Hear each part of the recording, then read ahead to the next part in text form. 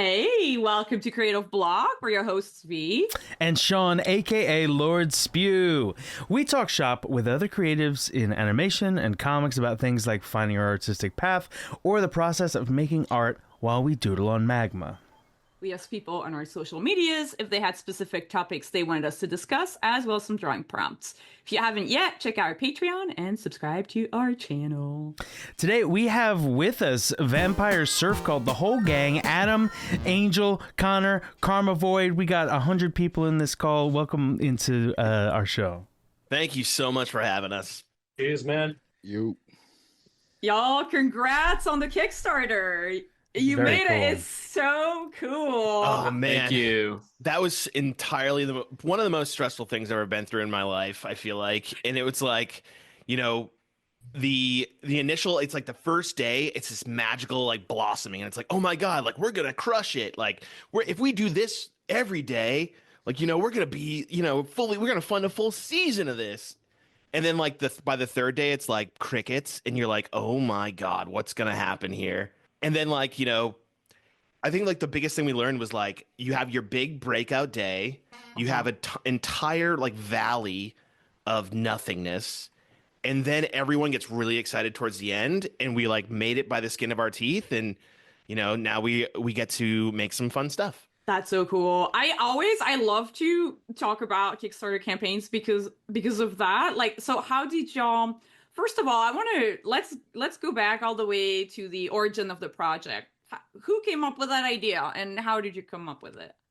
Yeah, so it's a weird story. So like me and Connor are cousins, and we were like working on like, hey, we should do something fun. Like it was kind of like towards the end of the pandemic, and we were just kind of bored, and I was bored with my job, and we were just looking for something fun to do. And I picked up surfing over the pandemic, and then I was like, surfing one day after work, and it started to get dark out, and I got really scared and got out of the water and was like, oh my god.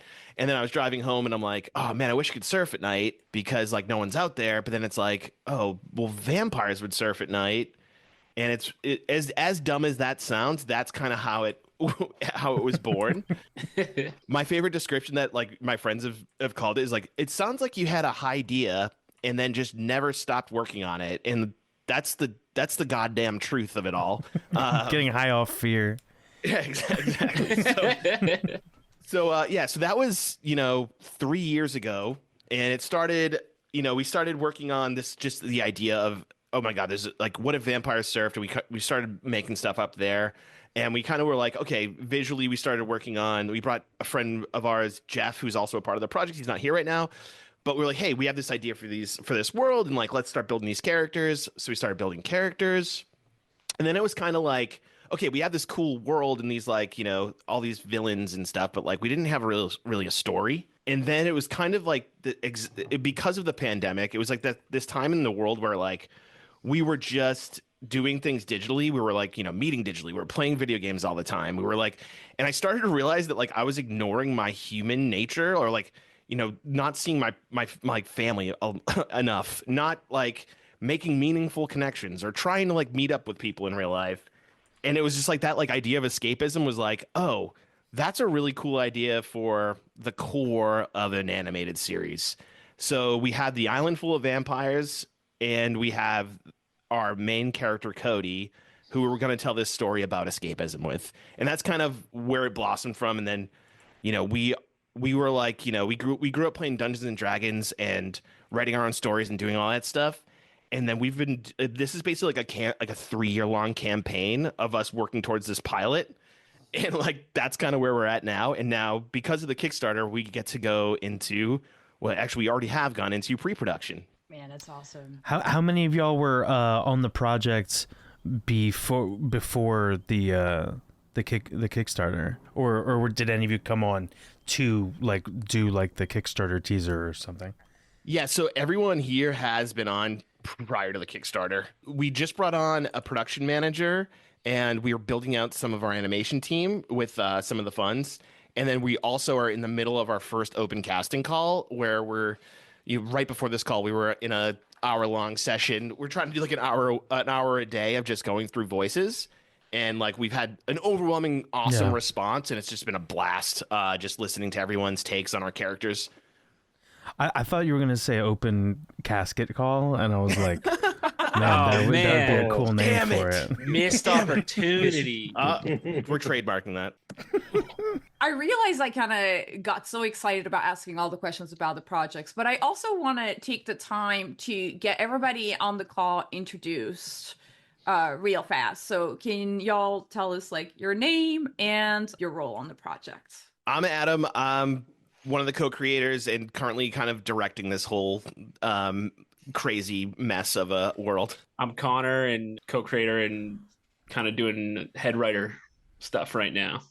I'm Carmavoid. Yeah, I'm here. I'm far away. I'm in Australia, so that's It's a taken a whole while to other get to you. part of the global way. Yeah, I'm Carmavoid. I'm the art goose for Vampire Surf Cult, drawing weird stuff and having a great time. Angel, and I lurk the internet for Vampire Surf Cult. Do social media stuff and random weird things. That's very cool. So out of those jobs, one of the jobs that we've never really talked about, I think, on Creative Block is the job that you're doing, Angel. And I'm curious, I think that people listening are probably familiar with drawing for a project or maybe writing for a project, directing for a project, but what's the day-to-day like of trying to do the internet outreach and the social media for a project like this? It's having conversations with the team every morning. We go in and kind of plan out, what kind of things we want to do, any kind of goalposts that we're trying to hit. Initially in the beginning, we're trying to grow it organic and try to just grow the community. That's huge for me and everyone in Vampire, that it's like friends type of thing. So that's how we've always approached the social media. And then with Adam's expertise in design and all that stuff, so it's there is some curating, but a lot of it is like vibing and just listening to how we're feeling that day and the the community response and stuff like that. So when you say friends, you mean like the show, or do you mean like your friendships? You have camaraderie, or you guys are buddies? No, I mean, or both. Yeah, we're all friends, yeah, for sure. But I mean, like, that's good. Like, I mean, like building. I'll be there for you. But I mean, like building. Yeah, like, Adam's a real Phoebe. Totally, for sure, all day. But when we're down at the coffee shop, oh man, it's crazy. Yeah. But I think like the funny part, like, so our social media started. So we made the social media like the day we started the project, and then we didn't do anything with it for 2 years, so it sat unused. And then we had a really interesting conversation with Olin Rogers. We got his ear, and we were like, "Hey, this is our thing that we're doing here, and we have no idea what we're doing. What do you think?" Like, and we were so ignorant at the time. We're like, "Yeah, we'll just go pitch this to Hollywood, and like that's gonna work." And then we'll get our star. Yeah, and so Olin was like, "Dude, that's not real, and like you guys should just do this independently, like build a fan base and do a Kickstarter and keep going." And we were like, "That's awesome! Like, okay, that's so obvious." And we were like, "Let's do it." So we were like, "All right, let's do a Kickstarter campaign." So we made the Instagram just to be like, okay, if we do a Kickstarter and no one knows who we are, and they look us up on social and we don't have a presence there, we're gonna come off like a scam or whatever. So we were like, okay, we need to post every day towards this Kickstarter. And then we ended up, people started really reacting to the stuff, and we were growing at a pretty, a rate faster than we ever imagined it would grow. And it was just like connecting with people, and like, Angel was having conversations with people, and like, we're building all these friendships and meeting all these really cool people in the industry and out of the industry. It's actually where we met Karmavoid, just like literally randomly on Instagram. I saw Karmavoid's work, and I was like, his art is as weird as I feel inside. And it was like that was like an immediate connection, and it's been that way ever since. And then it's like, we ended up we were going to do the Kickstarter last Halloween. We ended up postponing it 6 months. And again, just we were getting so much good reaction on our social account, or especially Instagram, that we just were like, let's just keep putting love there and see how many people we can reach before going live with this Kickstarter. Mm-hmm. So who came up with the strategy for the Instagram? Was it Angel? I think it's a twofold thing, because I always it's fairly new. Like what Adam said in the beginning, like we've never done this before, so it's kind of like, you know, talking with everybody, because I feel like we bounce like so much off of each other that it's a cohesive unit, pretty much, in my understanding of it. I also think like one thing, so doing animation, like the trailer that we have on YouTube right now took us over like a year and a half to do. And basically that was just like we needed a proof point to say, okay, can we build like our own little mini pipeline and use our own funds and figure out a way that we can make something that looks the way we're imagining it. And that took a really long time to figure out, and we did it. And we're like, okay, this looks like we imagined it. Let's keep moving forward with it. And in that process, it was like, okay, we now know how long and how intense animation is. We also like have been nerding out about this story and building this world for 3 years, and we're like, okay, we need to find other places to tell this story, because if we did it strictly in animation, we're gonna be like 90 years old by the time we say what we want to say. Yeah, For yeah. real. Yeah. So I think like I wouldn't, by no means would I would say that Vampire Surf Cult has anything that is actual strategy. I think it's more of like, you know, it's more of like we get really excited as a team about an idea, and then we're like, let's bring it to life, and like, let's see what we can do quickly. And like, I think the social media is the perfect example of that. Of where like one of the examples is we're doing this thing called Cody's Journal, and it's like these little journal entries, and there's these little mini animation bits. And we had our VO actor who plays Cody, his name's Eddie, read some journal entries that Connor had written that kind of just like bolster the lore and kind of tease everyone on like some of the things that are happening on Blood Island. And like that was just like a random Wednesday where like, Cody should have a journal, dude. And it's like, okay, let's figure that out, see what that looks like. Now it's like, oh, that's a cool little piece of this. We can make a series of it and like continually have that come out. And it's just lore building, and it's just getting interest in the thing. But it wasn't part of some grand strategy, which I kind of wanted to say of like, I don't like, you can do a lot of cool stuff without being like, oh, I've planned out the perfect thing and now it's going to be executed perfectly. Yeah. It's more of just like, what's really exciting and fun for all of us, and like, let's go after that and see if people care. What's a weird fun fact about Cody? Like what's a weird thing that you trickled out there? Connor, that's a weird thing? I don't know. He's from New England, which I guess would be kind of weird. intuitive for It's people so where- weird. Yeah, like people expecting a surfer, maybe they're not picturing that. Yeah. Despite the awesome surf scene in New England. Yeah, I don't know. I don't know if there's a lot of weird stuff I can talk about without giving away too much. Okay, I wasn't sure if like your journal entries or whatever were like, I found like a weird 2-foot long hair on me, and I'm trying to protect it because what happens if it gets pulled out? Do I die? I don't know. I gotta get in that headspace though when we're making these. I actually have Cody has a shellfish allergy. That down. Oh my gosh, That that's would like be a really funny. good flaw though. Yeah, for like the seaside. I think that's really I really like that y'all are saying like you're just going with vibes and just kind of like whichever thing that you want to go towards. I feel like what's really interesting about the project is like what you're saying, it's both animation, it's comics, it's posts, it's covering a lot of different like media, which is super smart for the internet and for publishing regularly. I was going to say, I think as artists, it can be really overwhelming to think about a schedule and like keeping to it. So like that is something that I think like for the audience and even myself hearing that, I'm like, nice. Like you can get a project off the ground by following this kind of like, vibes approach. Just to build on that too, of like, so we're basically like, building a community, right? Like, so I'm not an animator. I'm the one that's trying to be like, okay, what else can we do, guys? Like, I love story and I love IP and I love brands. And like that's like kind of where I've built my career in outside of this project and whatnot. And it's like the things like the comic. Again, I want to just like I feel like I'm trying to explain myself, but I'm trying to make the point that they're like we are coming up with these things as not like a part of some grand plan, right? So again, the amount of time that it takes to make animation, we were like, okay, this pilot's going to take us a year to make. We need to, have more content for people to, dig into our world or like, become interested or whatever. And so it was kind of like, okay, what else is there to do? What are some places we can tell stories that aren't as labor intensive or time intensive? Sure. And we happen to know a really amazing horror writer who happens to be Connor's brother, Ryan.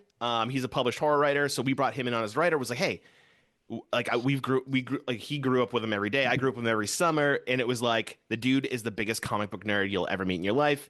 We're like, dude, like, would you want to write a comic book? And he was like, it was like we unlocked something inside of him, and now he's like, I think he's gonna do comics for the rest of his career. But but so we got him on board, and then we, like, again, just networking, and again, I'm doing this all from my basement, just reaching out to people online, having conversations, trying to build our family of this project kind of thing. And we found this amazing comic book artist named Seba, and he worked from like, he's worked on like, Marvel and Star Wars and other things like that. And we, had a long conversation with him, got him involved, and now the comic, like, so now on the side, like outside of the animation team, this comic team is now working against, we're just wrapping up our first issue of a planned 5-issue story. And it's like, that's kind of happening completely tangential to what we're doing here. But like me and Connor are deeply rooted in both of those things, just making sure the canon's right, making sure the tone's right, making sure the stories are being told the way that we kind of are imagining them. But like, I just want to make sure that like, it's not like, oh, we've come up with this huge, like, vampire surf cult empire. It's more of like, oh, we know that our animators are going to need a ton of time. What can we do in the meantime to just keep building the world? Mm-hmm. Sure. Yeah, it's always rule of cool. Like someone has an idea, we talk about like, that's awesome. Can we do that? Can we do that? Can we pull that off? Like, and then pursuing it from there. Now, Connor, do you feel like is it intimidating to be? Do you feel in the shadow of your amazing comic book writer brother? No. He's definitely really gifted when it comes to like real writing and literature style. And literature style. Yeah, I don't even know what you call. There you go. That's like proof right there. I'm a fart jokes guy, and like I do writing literature style. That's tight. I like that. He writes it down literature style hard, and yeah, that's a shirt.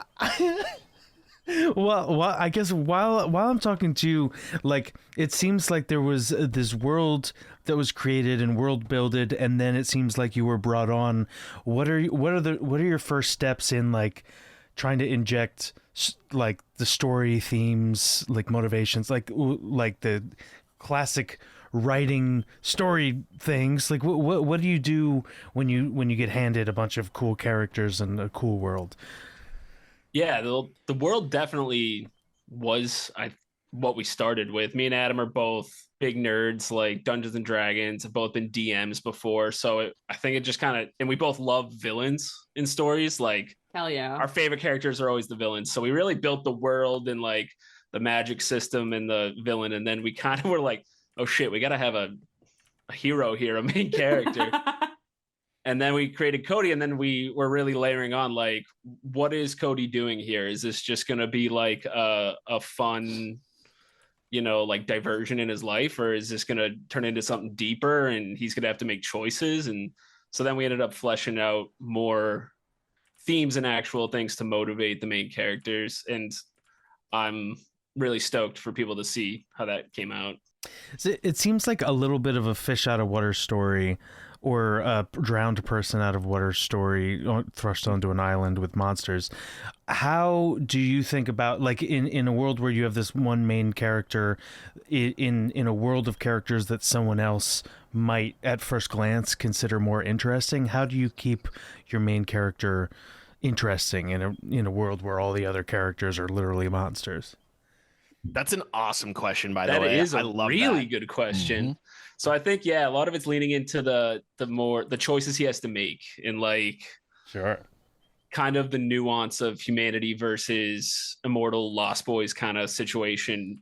Forget all my problems. So that kind of stuff, I think, is what's going to pull people in. And then also just making him, you know, funny and like exploring the world kind of with him. Sure. You kind of see that, like a big inspiration we were talking about when like how this character is going to be, like Fry from Futurama. He's dumped into a world where everyone else it's Sure. normal, and he's kind of, you're getting all this information about it with Fry. So it's that's the best I think I can Oh yeah. relate. And I think like another thing that like so my biggest fear was we were gonna make a young Anakin Skywalker out of our main character, and I was so afraid of that, of like, He turns you know, evil. we're having so much fun with the monsters. It's like, oh, but we have like, how do we make everyone care, or how do we make ourselves really care about Cody? And it was really easy to do that, being like, oh, we're just gonna make Cody like us. And you know, the one thing that like this story is all about, like the human experience and how being a human fucking sucks, you know, at certain times, but it has to suck to be rad. You know what I mean? So it's like, That's the tagline right there. Yeah. Put down the shirt. So the first key is making him scared of surfing at night. Make him just like you. Yeah. But like, you know, have him go through the things that every human goes through, like the first love, the heartbreak, you know, losing a parent, losing a grandparent, or like losing your dog. Like, I don't know, like all those emotional key points that everybody goes through. Like having a point of view there, and having a character that you can take through those things, and then like show the rawness of humanity, but at the same time be making stoner jokes and fart jokes with vampires, is like, that's where we get excited about, like that kind of juxtaposition. Hell yeah. That's awesome. I'm kind of gonna take the conversation a little bit away from writing, because I wanted to ask how did you fund your trailer? Because you have this amazing piece of animation on the Kickstarter, which honestly, when I saw that, that's where I was like, oh, this project rules, because the animation is really good, the colors are awesome, the designs, everything, like the look of it, like for me as an artist, the world is so visually appealing, and the trailer carries that over like super, super well. So that was before the Kickstarter. How did you put that together? Yeah, so it wasn't easy. It literally came out of all of our pockets, and it's like, you know, we all have full-time jobs. No one's working on this full-time, and no one, I don't see a point in the near future where that can be a thing. But you know, if you bring enough people together with a common goal, and everyone kind of is gonna, like, you know, believes in it and goes for it, and that's another reason like why it took us so long to do that trailer. You know, said and done, it was over a year and a half from inception to having a final cut of that. And there's still so many points in that trailer, which, you know, our animation team was incredible. Mootlu's another team member of ours who's an absolute shredder on in animation and storyboarding and in art. And you know, if looking back at it now, it's like, oh, if only we had a couple more $1,000, what could we have done here? Or if we had budget for more voice acting, what could we have changed here? Or that sort of thing. But it's like, as I said at the beginning, it's like, we just wanted to prove that is this even humanly possible without us having any experience in the industry, without any of us being animators ourselves, other than Karma Void here, but like making sure, like figuring out a way to like, okay, how do we make something that is what we are imagining? And the trailer was the proof point to do it. And it was a big, you know, risk for us. It was a big investment for us, but like, with the hope that we can continue to grow this world and like, you know, be fan powered in the future and like, you know, keep building. Karma, you're the one with the most animation experience, but have Were you they like, ever, before doing this piece of animation, have you ever done a like full short film by yourself, or like a full, like a from point A to point Z piece of animation? No, I'm primarily a 2D background artist and illustrator. So all of my experience hands-on in animation has been as a background artist for like production animation. So when they kind of approached me with stuff, well, it was kind of a mutual appreciation. I just dropped them a line and was like, guys, this is sick. If there's any way, you know, you need help from a weird art dude from the backwoods of Australia, I'd be happy to put my hand out and help. And yeah, we just sort of hit it off with like similar visual aesthetic and you know, similar lived experience growing up watching Saturday morning cartoons and you know, stoner comedy and you know, all that sort of stuff.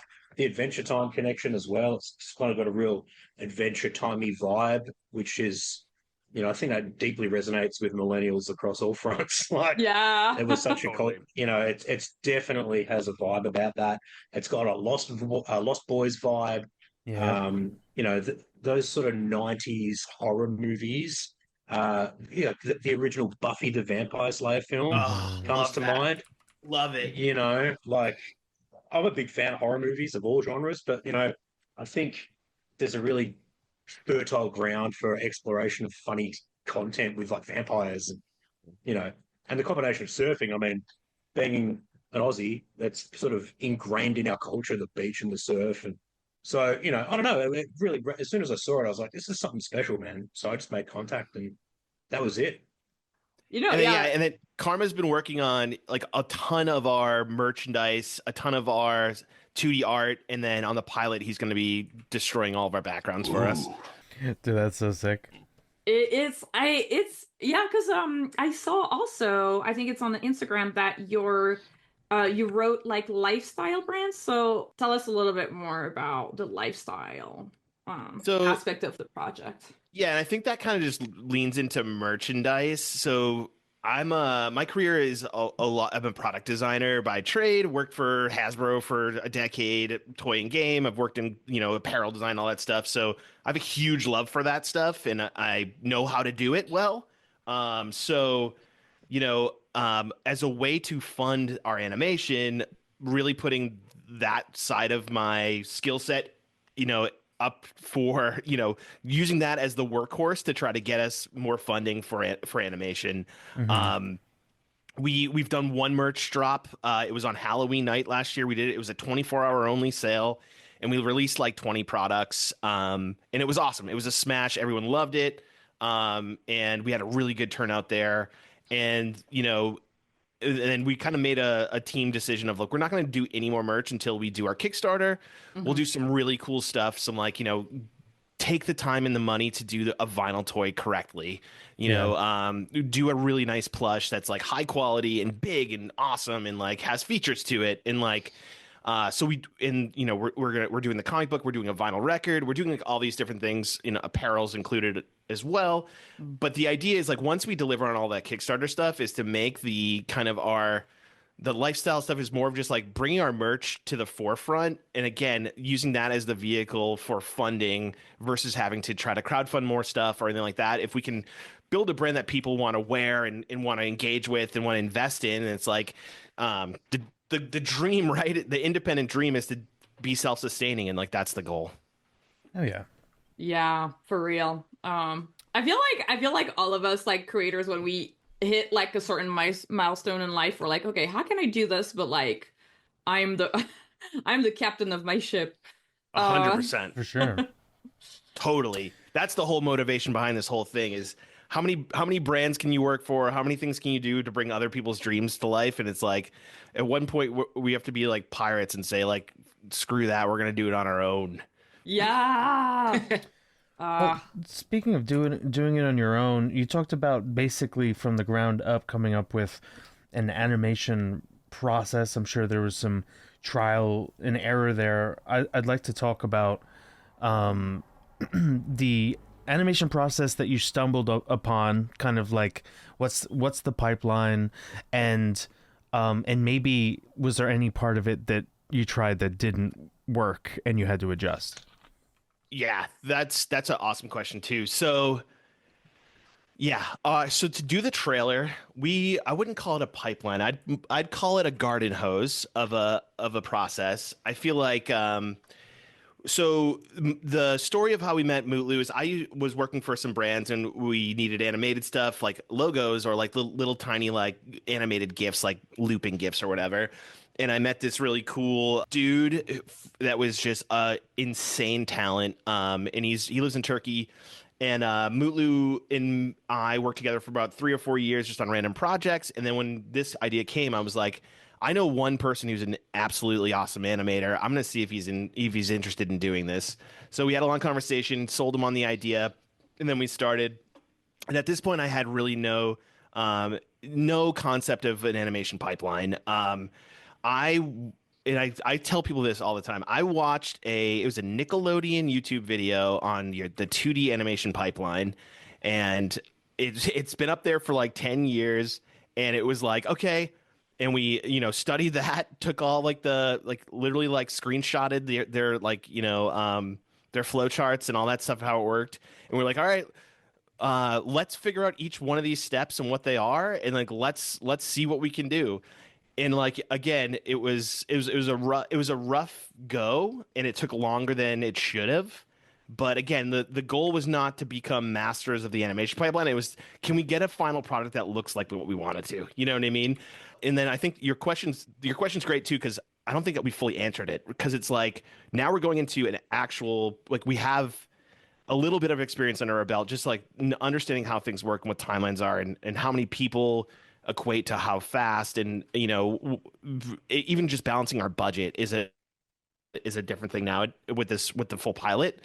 So we are learning in real time, but also bringing on our production manager that we just brought on last week. His name's Lewis, and he he's bringing all of his experience in he has built pipelines and production processes that he's blowing our minds with oh, we should have done it that way, or that's going to be way better now. And just running into people and learning from them, and kind of just figuring out as we go. And that's the whole mantra of this is we are figuring out as we go, and we have a snowball's chance in hell, but we're going to have fun doing it.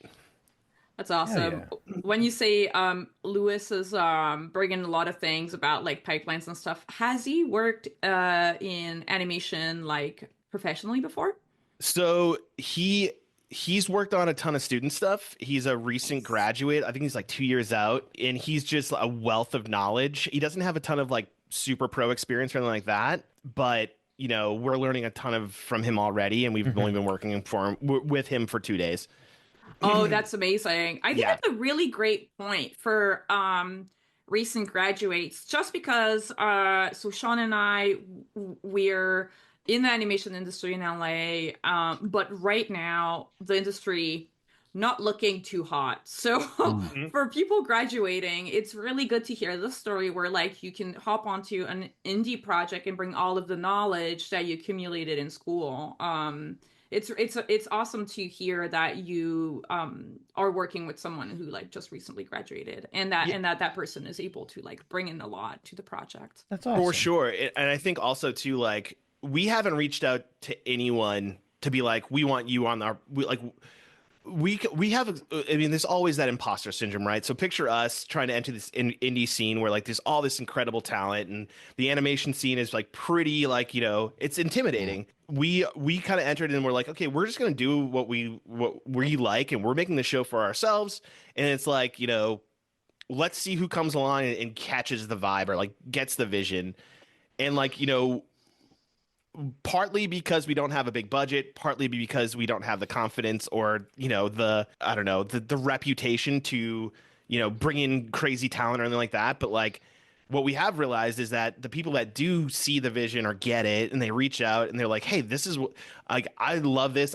It's connecting with me in whatever way, and I can see it. I can see the vision, and I can see it going this way. Or it'd be so cool if you guys we're up to do this, or I'm really good at X, and I think it will make a ton of sense for the show. We're just yeah, dude, of course, come on in, let's party, because it's with what we're doing, it's gonna take a huge undertaking by a bunch of people, and if people are interested in what we're doing, it's come on in, if it fits and you like it, and what we can compensate you, even though it's not a full-time salaried position, but we we refuse to not pay anyone, so it's we're trying to at least in what we can't do in compensation, we're happy to give these people titles and give them credits, and open up our entire pipeline to anything that they're working on or whatever. So it's been really cool. And again, it's the internet's a mean place, and and I was like really worried about, like, we were working on this for like a year and a half before we even showed anyone, and I was like, worried that we'd get a lot of like hate, or like, I don't know. I just was like scared. I've never put myself out there on the internet for myself. It's always been for other brands or a product or whatever. But like, we were just stoked that it was like overwhelmingly people were just nice and digging it, and had a ton of cool stuff to offer and say and want to help out. Yeah, that's so real. I feel like putting something online is just it's so anxiety inducing. You're like, oh yeah, the haters are gonna come after me. But I mean, I think like your project has these like, I think surf monsters is just such a good idea because I've never seen this before. It seems like kind of like an obvious combo when you look at the final project, but I've never seen it before, and it's just like chill vibes. People.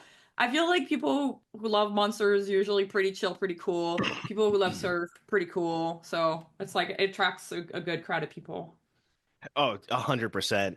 The only thing that, like, so we were like a year into this, and then we heard of this thing called Surf Dracula. It was like some sort of thing that went on Reddit. It was like it was a tweet, and the tweet was something like, it was talking about like the current streaming generation of television. And the tweet's like something like, back in the day, if you were to watch the show Surf Dracula, that crazy motherfucker would have been surfing every Saturday morning from like start of the show to end of the show. And they were like, in today's world, if they had Surf Dracula, the whole first season would be him like going through all these trials and tribulations, and in the last 5 minutes he gets a surfboard. And so there's this whole thing online of like, people reference it as like, oh, it's a Surf Dracula, or like, like that. So that's the only other place that we heard of vampire surfing, was in this kind of like memetic tweet that went out like a couple years ago. Wait, where were you in the project when you've heard of that tweet? Because I feel like yeah, we were halfway through the trailer when we heard it. We're like, oh my god, we're like, wait, what's going on here? And like, luckily we have our whole first season planned out, and we surf every episode, so don't worry. People in the comments do like to bring up, wait, this is Surf Dracula. Like, this is the meme. Yeah, they're making Surf Dracula. do you feel like that is a positive thing? I feel like one time I posted a strip, and I put like a comic strip, and I put a title to the strip, which was, I actually forget, but it turned out that it was a phrase in Latin, and somehow I didn't realize, but that was a meme, like that, like that was a meme from Markiplier, and but it boosted the thing like crazy, and I was like, wait, Marky who? Yeah, I feel like, I mean, for us, it's like, I don't know, I'm a strong believer in that there's so much that has been done, and it's like, if Surf Dracula was a show, I mean, I don't know, it's like, I'm all for it, right? If it's like, again, if it makes people relate to it in a way, or if they're like, oh, you guys ripped off Surf Dracula, it's like, we don't care. It's like, our thing is so weird that there's no way that, like, whatever Surf Dracula could have been would be anything like what we're doing, because it's just a weird one. I love it. It's just like so weirdly relevant. Like, the tweets about a TV show, like, and the like, I don't know. It's incredible. But any comparison, like, we got, one of the things is like, we get compared to Adventure Time a lot, and people are like, I think like the worst thing is anyone's ever said about our show is like, it's an Adventure Time ripoff. And it's like, awesome that you saw this and like thought it was anywhere near the genius of Adventure Time in any way. But at the same time, it's like we've done so little. We have 3 minutes out there. As soon as we have this 11-minute pilot episode out, it's like, it'll be so obvious that it's nothing like Adventure Time from the perspective of story. But like, yes, we're purposefully paying homage to so many different shows that we grew up with and love and all that stuff. And in that style alone, the Cal art style is just like, something that just we grew up with, and it's part of us. Yeah, we've gotten a couple other Cal Art style show comps, like Regular Show and Final Space and stuff like that. So, yeah, we take it as a huge compliment. I mean, ultimately, there are worse things to be compared to. Oh my For god, sure. That's what I mean. We take it as a huge compliment, like Adam said. Yeah, these are great shows. Those are shows that we all want to be compared to be honest. Right? Thank you. Yeah, I feel like the thing is I feel like the average like layperson, like not in cartoons, I feel like that's how they interact with things that they see. Like they're like, this thing looks like this thing, and half the time they think it's a compliment. And I feel like artists suddenly, you know, when they get that they have like an existential crisis where they're like, I'm not original, you know. But at the same time, it's like what do you get comments like, oh vampires, how about you invent a new monsters? Vampires are doing another reboot. How about you make a new monster, huh? Like I don't know. I totally agree. I love that. New monster. We might have to. I'd like to ask, you know, I feel like we always save the song. We always save this question. Wait for the end. So here, I'm going to ask it a little early. Let's make it specific on this project. Have you had creative block? And how are you able to work through it? And if it hasn't happened on this project, you just have an in general solve for creative block. And I'd love to hear from each of you. I definitely have. And from a writing perspective, I mean, I'm definitely not the first one to say this, but just like vomit out what you can. Like just put something on the page, even if it's just like this character walked in here and said hello. And then this like, even if it's crappy, and then step away from it, come back to it, and you're going to be like, the stuff just fills in. Like, I don't know how else to explain it. Like looking at it in different sittings is what really kind of gets you through that. I experience it a lot. I'm almost 40. I've been in the creative field for like 20 plus years, and it used to really get to me. And this is all over the place, from like, you know, full-time jobs to even passion projects and creative stuff outside of work. But like, someone way smarter than me told me this, and I don't remember where it came from. I've been carrying it with me for a long time, but like this idea of filling your well. So it's like you're constantly pulling things out of your well to do creative work. And if you don't go and refill it, then it goes dry. And then like you that's what creative block is, right? And it's like you don't have anything to pull from anymore. So when I start feeling like that, like the idea of filling your well is like, you know, call in sick and watch, you know, old cartoons, and, you know, go to an art museum or go see a shitty movie that you know is shitty, that you're like, you just don't know when you're going to get something to put back, like that fills your well back up, and it can come from anywhere. And I like, that's like an active practice that I have to be very intentional about, of like taking time to not, I love working really hard, and then I love not doing fucking anything and just consuming. And a lot of that time I feel bad about consuming, but it's like the consumption of other people's work, other art. It can be anything from video games to music or whatever, but that's the stuff that fills the well.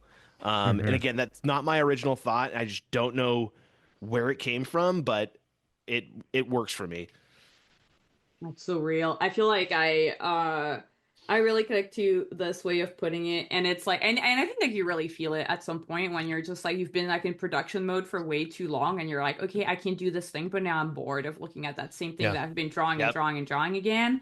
And then you kind of, and for a while I used to kind of beat myself up about like, because I go into like straight playing video games, like playing video games for just like a couple of weeks, and I'm like, holy shit, I'm not doing anything, and I start feeling bad about that. But then it does work though. Then after the 3 weeks, you're like, oh, I have like new ideas. I can draw something different finally. Totally agree. What's your well most commonly full of? What's the well most commonly full of? What fills your well best? I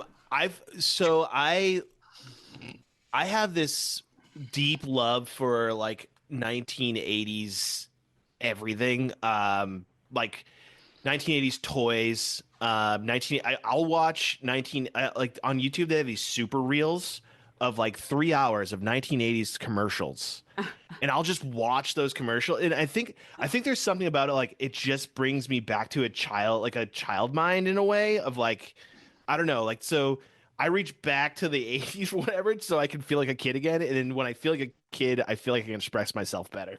Sure. I think I need to see a therapist about this topic, but yeah, and I think that's I think it spans across a lot of things, like the music I listened to when I was young, or like nostalgia for me is just a huge trip. And yeah, I think that's what my well's filled with, is a bunch of Game Boy games and Elio's Pizza. What about you, Karma? What's your creative block? I think it's funny because I've got sort of like I tend to work on a bunch of different things all at once. So when I'm bored with one, I can shift to the other, and vice versa. And I also always keep just like a sketchbook sheet, almost like this Magma page. I just keep one of them open when I'm working every day. And when I'm feeling, I don't really get the creative block, but I get a very succinct lack of inspiration. And you feel like everything is just being dialed in and is just not great. So I tend to just sort of dump everything out on this like freestyle jam page and just get it all out there. And then I can go back and focus on the things that I'm meant to be working on. But as far as when it does like completely run out, I'm with you, Adam, man. Like just refilling on pop culture, comics, books, music. I'm a big music guy. Most of my other work is like doing band t-shirts and posters and stuff. So yeah, I've just always got Spotify going, just drawing from that and getting outside. I think there's a lot to be said about getting off your ass and getting outside and getting some fresh air. And, you know, even It's if so the weather's hard to crap. do that. It's gonna be so hard. It is. It can be, but harder still is like, you know, getting feeling stagnant. That's harder still. So living like a mushroom, just being fed shit and sitting in the dark all the time. Actually, I feel like going outside is child's play. It's only a few steps. You just go outside, and you got to make sure that you don't lock yourself out. And but you can just stand there for like 5 minutes and then go back in. It's not that bad. Thank God I have dogs, because they get me outside of my house. Yeah, same, man, same. What about you, Angel? Yeah, no, it's echoing a lot of the same stuff. I just, like Karma said, you know, if I'm writing something, I've been writing a script for like a year now, and it's just like I get in my own way, so I have to remove myself and then move on to other things. And or like if I get caught, because like I edit videos, and right now I'm editing like some band stuff and like color grading or like adding different things. You could do that for like ever, and sometimes it's not hitting, so you just watch me like shut my laptop and then I go do something else. But yeah, like, or I keep a little like field notes thing in my back pocket, and that's how I dump a lot of the craziness that I have in my head from time to time, because you have to get it out. And also my teenage boys keep me on my toes, so that's other outlets to help with blocks and stuff like that, because like bouncing stuff off of them sometimes gives me ideas, and like seeing like the world through their eyes is wild sometimes. That's our first answer that has been, I solved my creative block by having teenage boys. That's true. It's a really good, everyone should do it. It solves their creative block. Oh, my dad's out of luck. He's only had daughters. Have you shown your boys the vampire stuff? Yeah, they're tapped into everything I'm up to. So yeah, they know about it. They're waiting for us to get cracking because they want to watch it. That's so cool. Yeah. Oh man. Yeah, same, man. I've got two little boys as well, and I think they're just sick of me drawing. Like, check this out. Yeah, okay, Dad. We've seen it. Yeah. Same thing. Vampires on surfboards. Yeah, that's why I said like I do video work, so I'm like, hey, I want to try this stuff out, and like my youngest is like you said, he's like, ugh. All right, Dad. But like my oldest, he's like, you know. But my youngest now, he's showing more interest of behind the camera, so I'm cultivating that. So it's been cool. It's awesome. As long as he doesn't say it's skibbity or anything like that. We don't do that. We don't do that. Not in my house. I am. If you have an artist dad, you rebel by like, no, Dad, I'm doing AI art. AI is cool. I'm doing math tonight. I'm gonna get my notebook out and listen to classical music and do math. That's right. I don't want to edit music videos. I want to go to the library, Dad. I'm writing stuff literature style. I'm not doing visual art. I just want to drop it down literature style. Yeah. That's a call. Drop it down literature style. Oh my That was god. a great question on that, though. Yeah. This is so Yeah. much fun. You guys kick Yeah. ass. I love this. Great questions. Oh my gosh. Hey. We do have some listener questions. They're similar to a lot of the stuff we've already asked, but I kind of want to like ask them again just in case you have like a more precise answer, or if something else kind of, I don't know, tickles your fancy in the question. But Hank.humble on Instagram has asked, what are team meetings like for an indie production like yourselves? Do you break teams into different meeting times depending on pre and post production? Yeah, so that's something that we're kind of navigating right now, to be honest. So up until this point, it's been all hands on deck for every meeting. But as like we're kind of realizing is like, hey, we needed a dedicated 2 hours to work through casting, and we need to really like talk about these storyboards and get the people that are working on the animation specifically to really get deep on this stuff. So it's like up until now, it's been at least weeklies, mostly 2 times a week that we meet. Mhm. But I think what we're going to be moving into shortly, coming at the pilot, and as well as kind of keeping everything else moving, like our social media content, our music, all that other the merchandise, all that other stuff, we're going to definitely have to start breaking it up into more specialized things. I think it'll be like, everyone's invited to everything, but not everyone's. There's optional people, you know what I mean? Where it's like, certain meetings are going to be very specific to the task at hand. But yeah, it's something that we're just starting to kind of work through, and I'm sure that we're going to learn a ton and, figure out what works for this specific project. But yeah, we'll have to update our socials to give people a download on what actually works.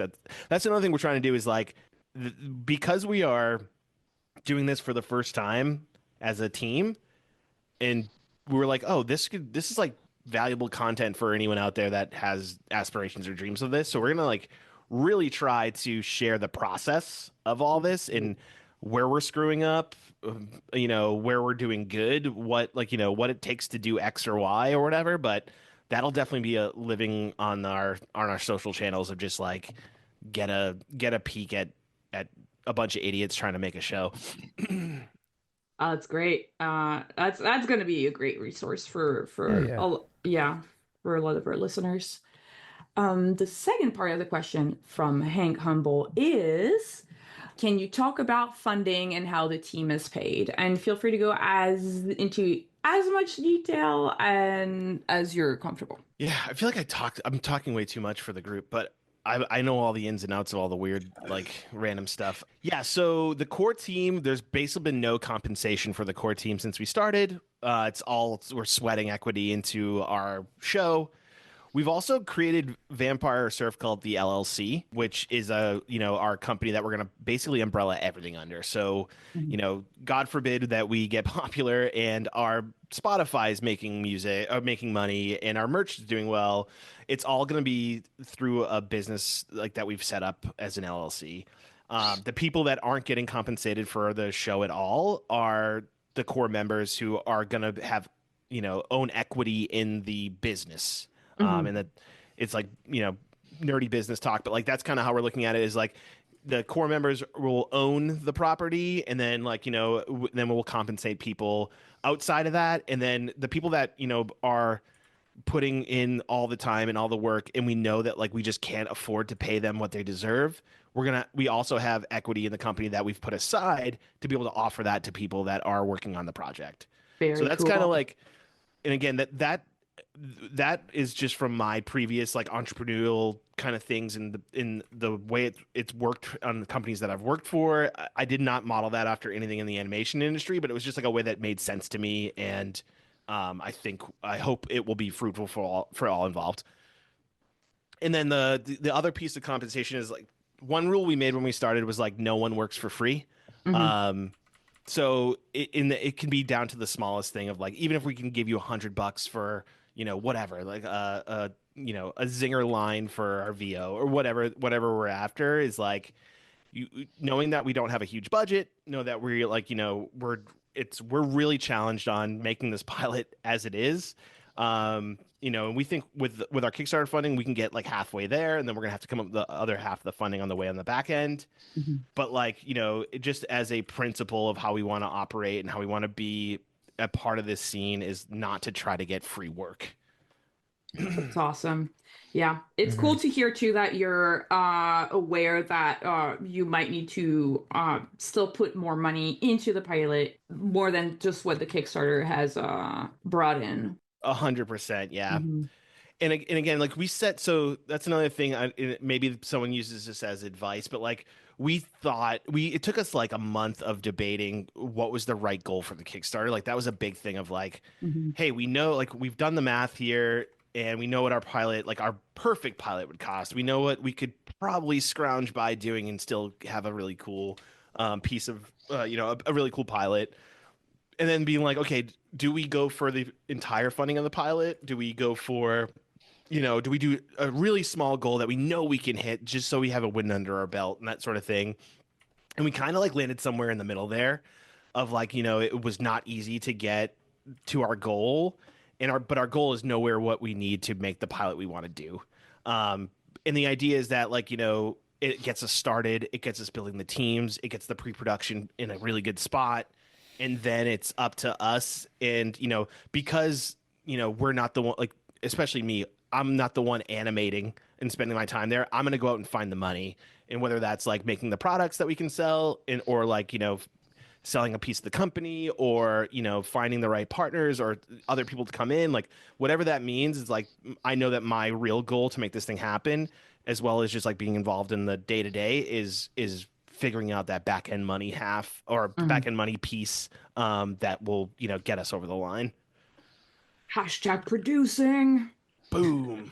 Yeah, and within Adam's answer is definitely the advice of figure out your business stuff, because we've been super lucky. Adam just knows this stuff with LLC and knows how to get in contact with a good business lawyer and stuff like that. So if you're looking, funding's always, I think, everybody's kind of Mm-hmm. what's holding everybody back, I guess, as creators is the funding, is what we're finding out. So just having someone on the team or yourself know the ins and outs of the business side is invaluable. Mhm. Yeah, and I think like in just super practical advice there is like at least having like if you're launching a project or whatever, just at least having conversations with lawyers, a lawyer to just make sure that you're protecting yourself and your work.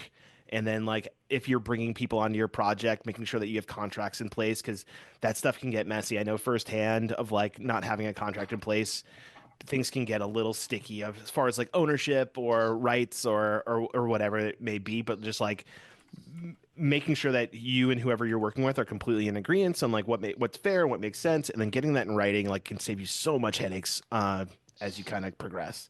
Yeah, it's interesting that we're only talking about that so late into the episode, but it's so true. I feel like for like, I guess Sean and I, we've done the Adult Swim Smalls where Adult Swim kind of like gave us all the contracts and stuff that we could give to people that we brought onto the team. But it's so true. It's so important to really kind of make clear what the position is of everybody and how they're taking part of the project. That's Totally. a really good point. Yeah, and it's not fun. It's like there's no fun to it. It's kind of sticky and weird, but It's like anxiety inducing for sure. yeah, but it just makes everything so much easier as you progress. And like God forbid you're successful. That's when it gets really sticky if you don't do that up front. Right. Mhm. Yeah. Ooh. Oh man. That's tricky. Yeah, man, I'm really, really not looking forward to being successful. It's funny because we had Worthy Kids on the podcast early on. I'll look for the episode, but he did say on the podcast, he was like, "Oh, I hope I'm not too successful. I'm at the right amount of success." That was like 4 years ago. He said that. That's like that whole I don't want to go to the gym too much. I don't want to get too much bulk at the gym. You know, too much muscle is not what I'm looking for. I'll look weird. I'll look weird if I'm too buff. Yeah, buy all new shirts, new clothes. You know, It's not worth it, man. If too many people keep trying to kiss my muscles, I might get sick. Aww. that's right. Episode 31 of Creative Block for the listeners, if you want to listen to Worthy Kids episode. Man, how fun. Wow. So much great advice. So interesting to hear how the project came to life.